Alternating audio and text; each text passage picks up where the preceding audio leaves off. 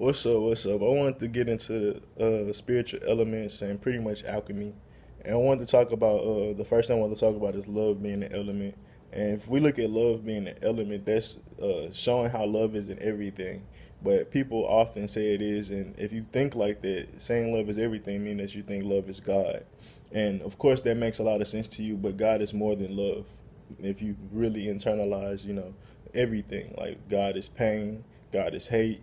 It talks about in Ecclesiastes 4:1, like God having a season for everything, including war, including detachment. It is more than just love. Even through all those different things, you can consider that a part of love. But I mean, that's really just a short-sighted view, or in my perspective, because there's other definitions that you can use that, or elements you can describe it as. They'll be more effective to that, I would say. But damn, my notes a little off. Same with kind of like peace. Like we think we need to be peaceful throughout our whole lives, but I just kind of skipped through my notes. Like if you're in a relationship, I constantly use this. Like no matter if it's a business relationship, a friendship, like you don't always need peace. And of course, there's levels to it because if you look at, say, you have a long-term friendship and y'all started a business with each other, of course, that when you start that detachment, you should have a little sprinkle of peace, and it's a part of balancing equations or chemistry in a sense.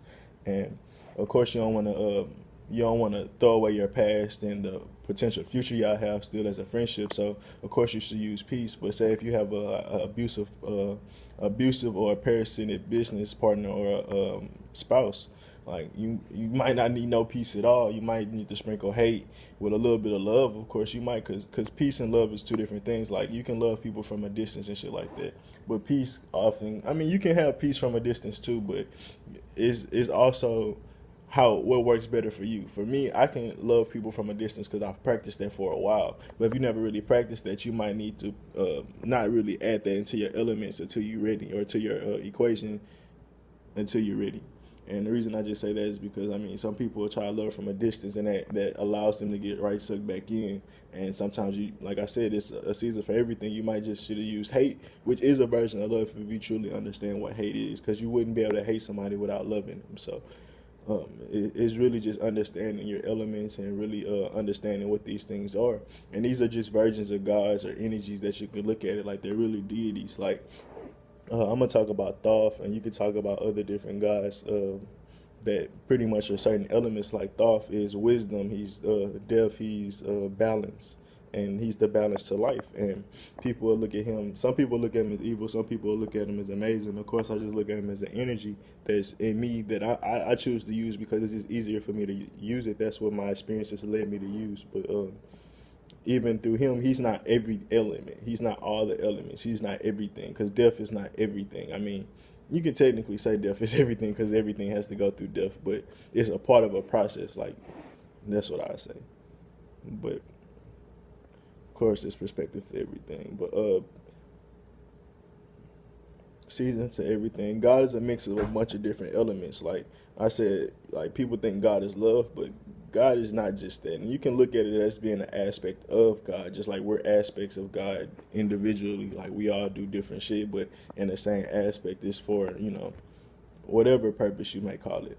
But you could say the universe, higher, whatever, God, whatever you want to call it. But we all are individual gods in that same aspect. Love is an individual God.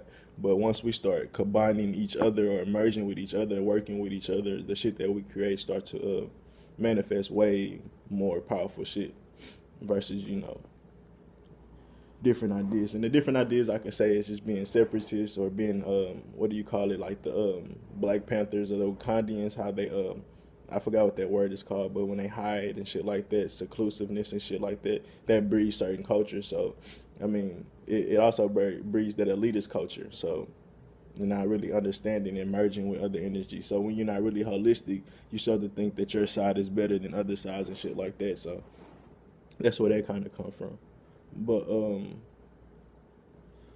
yeah, being holistic is being God, because God understands everything. God might not always be that at that moment because there's a season. He's still, I mean, I shouldn't say he shouldn't be, he might not be that at the moment. He's always that. Like we're always all the elements, but sometimes how do I want to say this? I had it in my head earlier too. It was perfect. like God in a sense is no. Let's not use God. Let's use us. Like in a sense of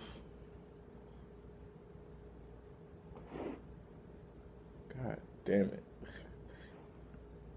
I had a way to say it. I can say it simply like we're everything. Like we're hate, we're passion, we're all that shit. But it's like certain aspects of us we use differently. Like sometimes we stunt, sometimes we're humble and shit like that. But I had a way better way of explaining it. But fuck it, it's out the window.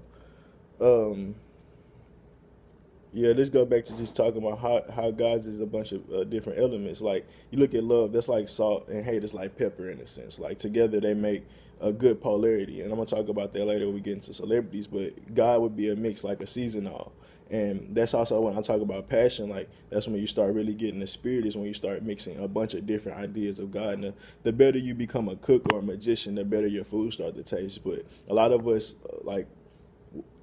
as cooks, as an example, like we only know how to cook American food. We're not really good at Asians or even their spices or anything like that. Going to Philippines, like there's so many different cultures and shit we can learn from, but we so stuck with our American culture. That's just an example though, and that's just like you might be a great American cook, but it's still some shit you probably missing, and that's the same thing with magicians. Like um, you might be a okay magician just using love, or not even. I'm not even gonna say okay. You might be a master at using love, a master at it. Let's be the most positive about this, or the most whatever.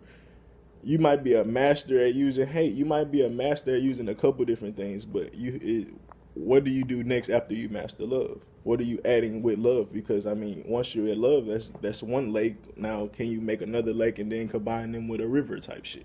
Make them flow together. And I mean, that's when you start being a better cook. Like you can make American food or this or that and that and that. Now you got this one dish. It's like I got Hawaiian, I got I don't even know that's in America. I got Canadian, I got Hispanics, I got Latin, I got all type of different cultures in my mix.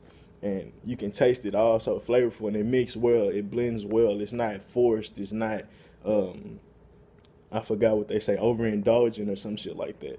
But it's just the right look. Like when you look at cooking channels, like sometimes they do too much, and that's also a problem. But when you have that right balance and blend of everything, that's when you're a perfect cook and a magician in the same sense. And let's see, the best cooks and magicians know how to use whatever elements is necessary. Like that goes into like say you only got certain elements now, or you in a certain location only got this amount, you can still make shit work, even though you don't got the best of the best, but you can still make shit work. And for a lot of people, like I don't really work with love. Of course, I'm being facetious in a sense, but I use hate a lot, and that's what I have to work with because that's what I've been presented. That's how it just makes it easier for me to get through shit. To be honest, where I got a grudge or a chip on my shoulder, versus like other people. Some people be like, you shouldn't have no pain in your heart, or no, I mean not pain, but hate in your heart. I kind of disagree because, or grudges, is because like nigga, you see these celebrities or these your favorite athletes or these people that just tap into some amazing energy. They got a chip on their shoulder, fam. And you'll see like Lil Wayne, I got a long shit list. My boy Najee, he got a long shit list. I got a long shit list, and this inspired me to do a lot because a lot of these people told me what I couldn't be and shit like that, and now I'm inspiring to be different or to be the exact thing that they said I couldn't type shit. I remember I was going around for football and like trying to see what school I was gonna go to in college, and like people that offered me little scholarships and shit. And I told him I wanted to practice astronomy. He was like, "Well, maybe since you're a football player, you shouldn't really be focusing on something that is that hard to understand." I'm like, bro. Like, and I already had been like studying astrology myself at home, like just through Wikipedia and shit. I was like, bro, I'm not trying to hear none of that shit. But it's just little shit like that, and I'm like, I keep that shit, and I know how to transmute it. And most people that's good magicians know how. They work whatever they got. Cause I mean, bro, honestly, I ain't. I don't want to go over and I don't want to overanalyze what I'm about to say, but yeah, I'll just leave it at that. I kind of already talked about thought, being holistic, mean understanding you can use and learn from all elements. That's pretty much all I'm gonna say. Honestly, like we be wanting to Like we don't like to cook with spice and shit like that. But it's like, man, if you know how to really mix spice, you can add a little sweetness, you can add a little bit of this, and you blend it perfectly, and it's something that's new. But people don't fuck with it. But that's just another example. Being a magician, let me see. Elements to implement. Yeah, this is important. Knowing what elements to implement at what time. Like a gardener, you need to know what seeds to plant because all seeds don't thrive in the spring. Like if you look at mangoes, strawberries, or certain vegetation, like they all grow at different times. Some grow in the fall. Which is like the July, August time. Or that's not really the fall. That's motherfucker damn near summer. But fall is October, September-ish, November. Certain shit like pumpkins and shit grow then. Versus like mangoes grow better in like I think February or March or some shit like that. But if you try to plant all your seeds at one time, not really knowing what seeds to plant, you might be holistic and knowing like, I can do this or I can do that, I can do this, but it's like it's not the time to do that or it's not the season for that. And that's where it's a season for everything, even actual real fucking fruit. But even from the I'm talking about the mental shit. Same with a magician, bro. Like, sometimes you need to use hate. Sometimes there's a season for that. Like, I talk about jobs. I talk about trying to detach from government, trying to detach from certain shit, like, that's been oppressing us. Like, you have to realize you're allowing them to keep oppressing you. So you need to start using hate because all this peace and shit, they told you to keep peace because that's the only way they know to keep you as a servant, really. Like, ain't no really else way to tell you. Like, only way you're going to be able to work in this system is if you stay peaceful. If not, if you like trying to thrive against it, bro, it's gonna be some shit that's coming to you. At least, in the physical aspect. Spiritually, if you backed, but they're gonna be trying to come at you for sure. And just like I said with the garden and shit, that's the best way to explain it. Like, Ecclesiastes 4:1 say it. If you want to go read that, that's the best thing to say. But people often think you shouldn't walk with anger, bro. And I think it's crazy because this girl was just saying on Twitter, like, as a people, we're not angry enough, or we're angry at the wrong people, and that's why we've been stagnant for so long. Like, bro, it's just the honest to God truth.